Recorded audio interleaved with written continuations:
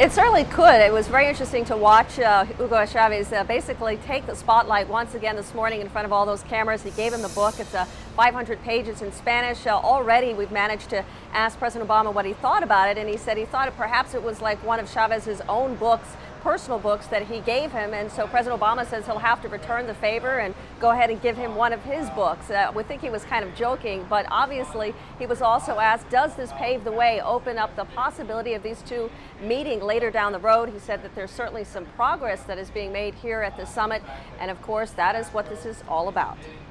A handshake between the leaders of two countries that would have been unthinkable just 100 days ago. President Obama walks over to Venezuela's President Hugo Chavez and introduces himself.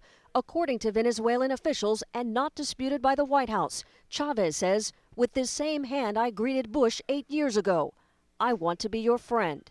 This from the man who once called President Bush the devil. Minutes later, the president of Nicaragua spent nearly an hour in a tirade against previous U.S. presidents' treatment of Latin America. Mr. Obama made a joke of it to lighten the mood.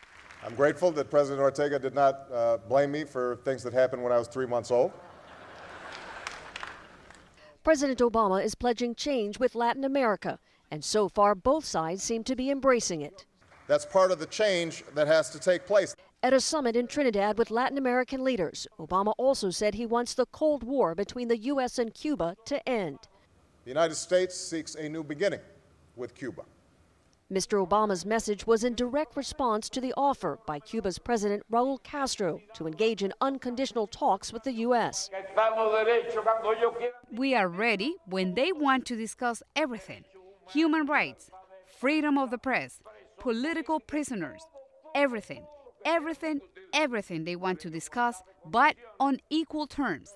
But Mr. Obama also made it clear he wants to see action on those issues from Cuba, not just talk. Now, let me be clear, I'm not interested in talking just for the sake of talking.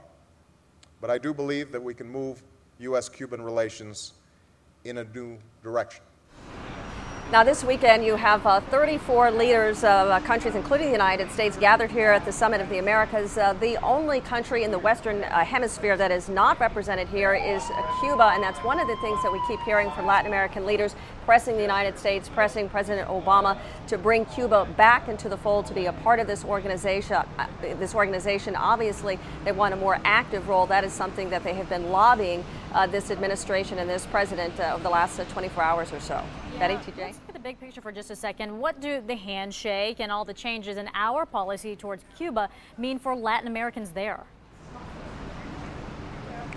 Well, certainly. I mean, this really is just the beginning. It's a symbolic gesture. Obviously, they're looking for anything, any sign of thawing of relations, whether it's with Venezuela, whether it's with Cuba. A lot of the leaders here are talking about the economic crisis here, the global recession. They are looking to the United States, looking to President Obama for some leadership here to show that he is responding, that he is dealing with this, because a lot of these countries, as you know, Betty, very much affected. Open trade, very important, very much impacted by what has happened in the United States. It has spilled over to their own countries. They are looking for some sort of answer, some sort of solution when it comes to dealing with jobs, homes, that kind of thing, because it does impact the people in their own home countries, Betty.